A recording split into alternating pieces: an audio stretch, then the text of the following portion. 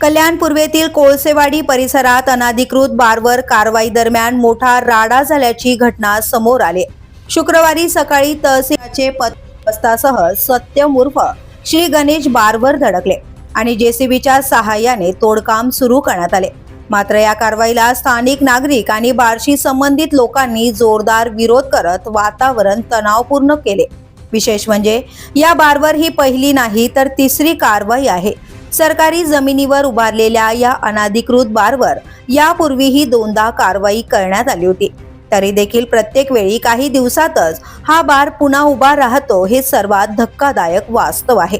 या प्रकारामुळे प्रशासनाच्या कार्यपद्धतीवर गंभीर प्रश्नचिन्ह निर्माण झालंय।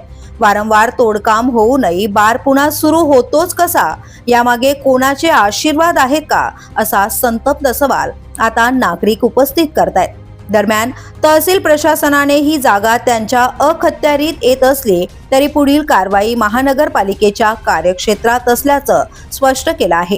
मात्र या लपंडावामुळे सरकारी जमिनीवरील अतिक्रमणाचा प्रश्न अधिकच गंभीर बनला असून नागरिकांमध्ये तीव्र संताप व्यक्त होतोय।